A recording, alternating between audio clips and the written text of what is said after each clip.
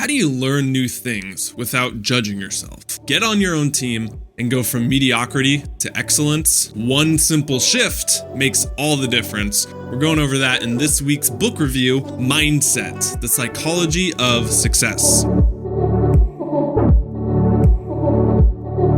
What's up, guys? Clark from ClarkDanger.com back with this week's video.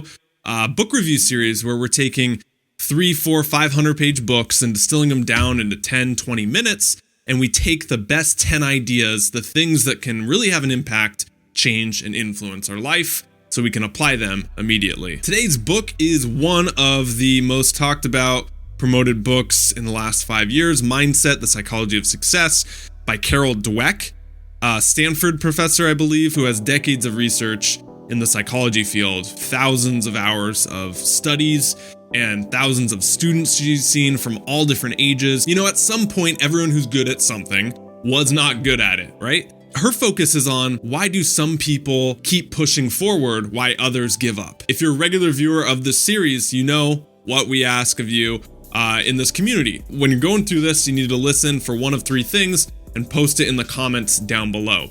The first one is your best idea, your best takeaway, okay? The second one is something you would like to add. And then the third thing is something you disagree with, all right? Any one of those is fair game. Post it in the comments below. Let's get going now on the 10 best ideas from Carol Dweck's Mindset. Point number 1, fixed mindset. To open this up with the fixed mindset, I love the bit from Tony Robbins. He says, how long is it before we give up on a kid trying to learn how to walk? When he falls down, do we laugh at him, point fingers, and say he's never going to be able to walk again? No, we encourage him. We say, keep trying, keep trying, keep trying. The kid gets back up, tries again, and a magic formula. No wonder everyone in the world knows how to walk. Right there, that example illustrates the difference between a fixed mindset and a growth mindset. Carol Dweck says, a fixed mindset comes from the belief that your qualities are carved in stone. Who you are is who you are, period. Characteristics such as intelligence, personality, and creativity are fixed traits rather than something that can be developed. Fixed mindset says things are the way they are and they're unchangeable. I am insert the blank forever, so I might as well not try. Or that person is successful because they got lucky. Or there's an obstacle, it's hard, I'm gonna find a way to avoid it. Carol Dweck, one thing she was talking about in a speech I was watching of her was that she was in, some of the poorest neighborhoods out there. Kids at extreme disadvantage, no encouragement, no refunds, no resources, no anything. And she studied them and she said, what happens if this whole community's vibe is a fixed mindset, that these kids are at a disadvantage, they can't learn, they have all these obstacles in their way that we're trying to get around. What is this doing to the kids? And we'll explain that in point number 2. Point number 2 is a growth mindset. Carol Dweck says, a growth mindset comes from the belief that your basic qualities are things you can cultivate through effort. Yes, people differ greatly in aptitude, talents, interests, or temperaments, but everyone can change and grow through application and experience. Let's go back to that story. Carol Dweck was working with those kids. Some of the lowest test scores, especially when it comes to math and science. She taught the teachers, she taught everyone how to coach kids to go from a now mindset that, if I'm not good at math now, that means I'll never be good at math. If I'm not good at science now, that means I can never do science in my life. She went from a now mindset and coached everyone how to encourage the kids to go from a not yet. And that one differentiation of, it might not be now, but not yet is so much different. So the teachers started working with the kids, started pushing them, started saying, hey, who cares if you can't do it now? It's all about the not yet. Let's keep trying. Let's keep encouraging you. Let's keep, just like we taught the baby how to walk with encouragement and practice, we can teach you math and science with encouragement and practice. And I'm getting goosebumps talking about it right now because that school in the District of Washington, right down the street from me, went from one of the bottom scoring schools to one of the top scoring schools in their entire district. With that one simple mindset shift, it makes all the difference. Point number 3, progress mindset. It's less about getting things right and more about progress. That if we feel like we're making progress towards things, that's what our brain sees as success. Everyone knows this deep down. You go to the gym, you can't lift 2 plates right off the bat. You got to work up towards that. It would be ridiculous to go into the gym straight off the bat, day one, fresh, this is your first training session, and say, that guy, what he's lifting over there, he's been training for 10 years. I'm going to try and do that as well. It's not going to happen. So you got to slowly increase it. And over time, you get stronger and better. And then eventually, if you're dedicated and you make enough progress, you too can get that same result. Let's walk through now these 5 major areas: health, sports, money, relationships, and business, on where this fixed and growth mindset kicks in. The first one with health. A lot of you know I did health consulting for 3 years. I ran one of the top ranked podcasts on iTunes in the health category, and I would just get hundreds of emails from people who heard my interviews, and they would come to me essentially asking to fix their problems over email. But I really respected that role because I got to be on the pulse of the main issues people were having. And a lot of them, when it came to weight, were mindset based. Yes, there were some cases where, they really had certain health conditions. Okay. Yeah. But a lot of them adopted the mindset that I cannot lose the weight because I am genetically disadvantaged, or I am big boned, or I've tried everything and nothing I do keeps the weight off, or nothing I do will let me lose weight. And that right there kind of illustrates the fixed mindset. That, the fixed mindset says, if this diet, if this health program doesn't change my life in 2 weeks, then I throw in the towel, I quit, it's not working. That's the fixed mindset right there. It wants everything immediate, it wants it fast. It doesn't value progress, it just values immediate results. So, then there was the other side of the case. I got to talk to people one-on-one, and they had this growth mindset around health. And all these people who had lost 50, 100 pounds that I talked to, they changed their diet gradually. They stuck with it over time. They implemented all these strategies that we know and we talk about, and they really lived it. And that people from the fixed mindset mentality, when you started peeling away things like, okay, well, how much sugar are you eating? Oh yeah, 3 times a week. Okay, well, how much alcohol are you drinking? Oh yeah, I drink now and then. Okay, well, what time are you going to bed? All these things started to get uncovered, and in reality, it had nothing to do about their diet and everything to do with their mindset. Next area, sports. Let's talk about Michael Phelps. In 2004, he won 6 gold medals and 2 bronze medals. In 2008, he won 18 gold medals. In Rio, it put him up to, I think, 25. Don't quote me on that. 25 gold medals, one of the most decked out Olympians, gold medalists of all time in the history of the Olympics. But he wasn't always like that. As a kid, Michael Phelps was diagnosed with severe ADHD. And he'd go to swim practice, and his coach recalls that he spent lots of time by the lifeguard tent because he was acting up and he just could not focus. Other coaches gave up on him. Then flash forward to today, and Bob Bowman, his coach since Michael was 11, he's getting interviewed, and he says that focusing is one of Michael's strongest attributes. So you can imagine that kind of shift. Well, how did that happen? Bob Bowman says that Michael was an absolute machine and that he utilized his focus, and he practiced 7 days a week, 365 days a year, and nothing could stop him. He did that since he was 14 till he competed. He even practiced on Sundays, saying that those Sunday sessions gave him an extra 52 days a year, which was an advantage on all his competition. So how do you go from someone who was an ADHD, severe diagnosed, to practicing 7 days a week, 365, even on Sundays, just to get an upper leg on your competition? He didn't adopt the fixed mindset of, I got ADHD, I can't do this, swimming's not for me, it's hard, it's difficult, I quit. He had the growth mindset of the not yet. I may not be able to concentrate, I may not be the best swimmer on my team, but if I keep showing up, even on Sundays, I bet one day I can make it better than anyone who doesn't show up on Sunday. I just have to put in the extra work, I have to put in the extra effort, I have to get those extra 52 days a year because I know my competition's not doing that.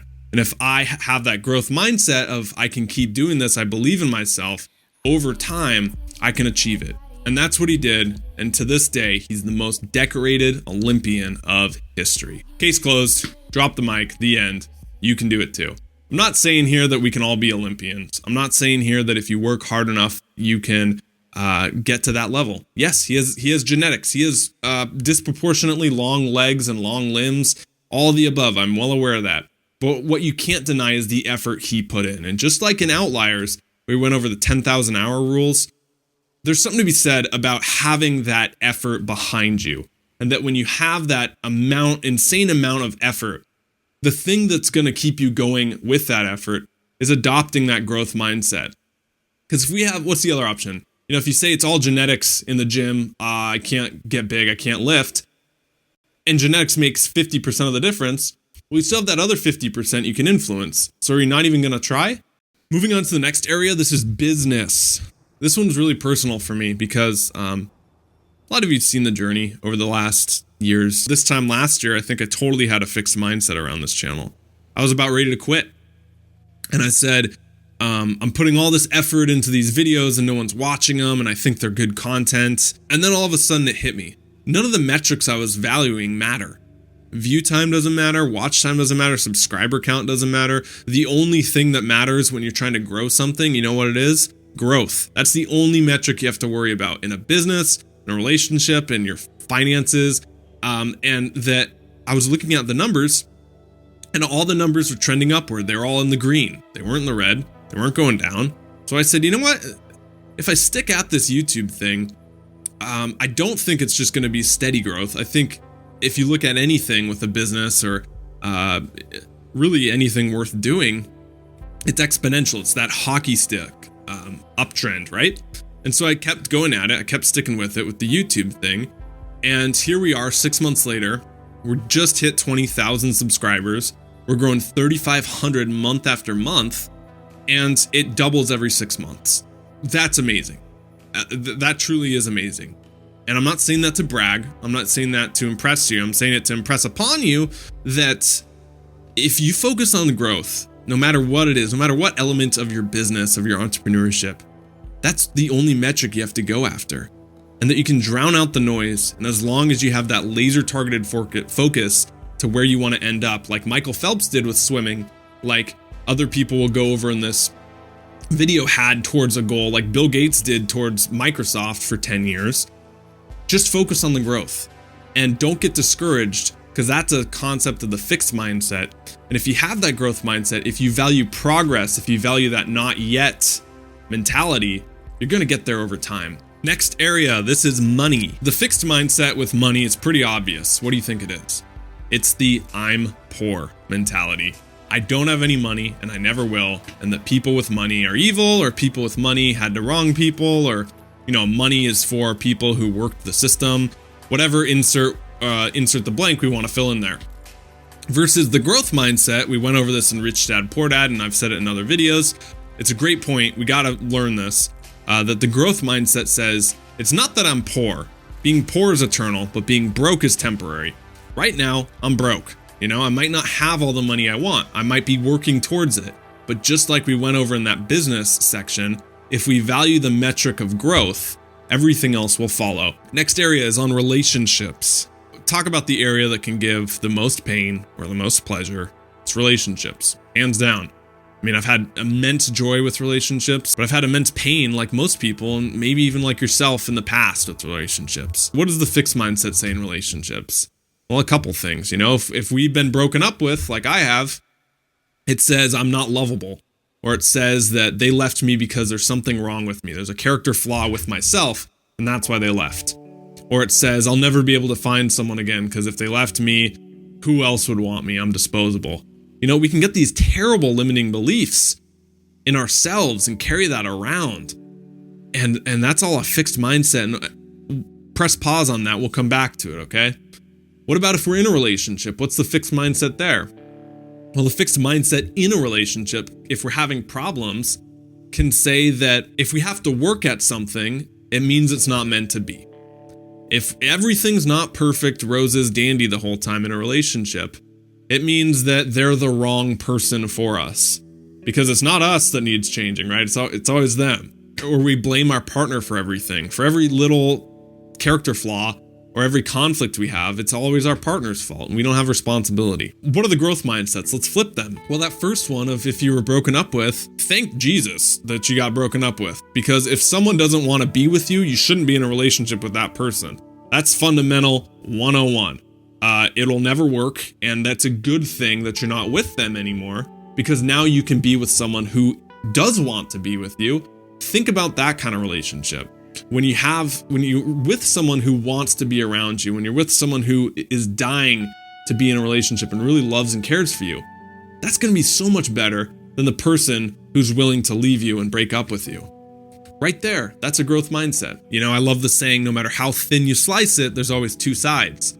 So owning our own part of our relationship, if we're having problems or we're having miscommunications or, you know, whatever happens when you have two people that are around each other so much. I mean, you're bound to have things that come up that are not going to be perfect. That's just reality of the beast. And so owning our part in it, no matter how thin we slice it, there's always two sides. Okay, what's my side? How am I that? That has been a huge growing point for myself in the last couple of years. If we're having issues in relationships, a lot of times I've noticed it's from a take mentality. And that's a huge problem. It's a fixed mindset trap that we're going to a relationship to take. We're going to take joy for ourselves. We're going to take that we're not lonely anymore. We're going to take that there's another person who gives us attention and we like that. And when we boil it down, man, if there's one thing, it's relationships are a place we go to give, not a place we go to get. The mindset shift there. When we go from a take mentality, what can I get from this relationship, to a give mentality. What can I give to the other person? And if you're both doing that, it's a totally different outcome.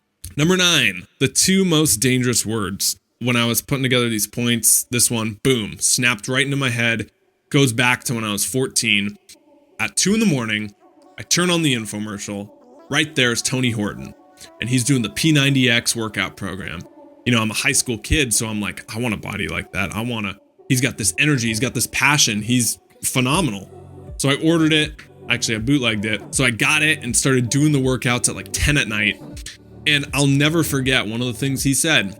It still sticks with me and just encapsulates the growth and fixed mindset. Is he says, never say I can't. Say I presently struggle with. Forget I can't. Say I presently struggle with. And if you keep that mindset, then over the course of time, someone whose dream was to do 2 or 3 could turn it into 20 and more. 2 most dangerous words in our language are I can't.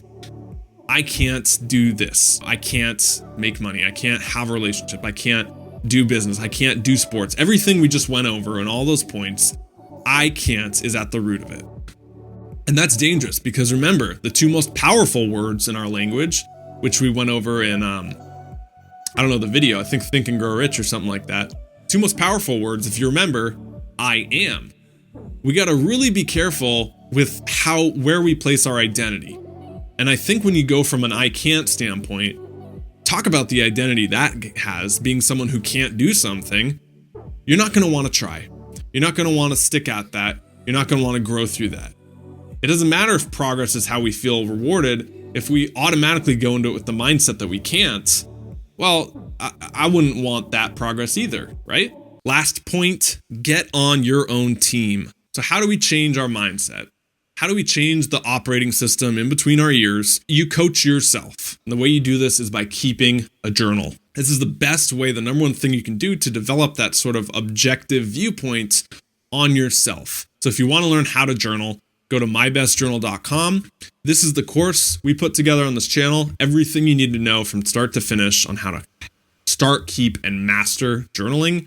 It's got tons of workshops in there. It's got full flip through videos of my own personal journals over the last 7 years. And it's just everything I've been doing since then to really coach myself. And I'm not perfect. There's a pretty good way you can grow. And we've been getting just amazing feedback on it. I mean, emails of people sending me screenshots of their journals through the course, emails of people saying that the course they've gone through 2-3 times. It's got PDFs in there. It's got MP3s, so you don't have to watch the videos. You can read through them, or you can listen to them, or you can watch the videos full form. That's how I'd recommend it. However you want to do it, I put it all in there. And that's at mybestjournal.com. All right, guys, that is it. Thank you so much for watching. I'm so humbled by the response. I'm humbled by your emails that you send me. And I believe we're all in this growth journey together to better ourselves. Please post your comments down below. Give it a thumbs up, subscribe, share this around with anyone who would benefit. Until next time, thank you so much for watching. I love you. Stop settling. Start living. See you later.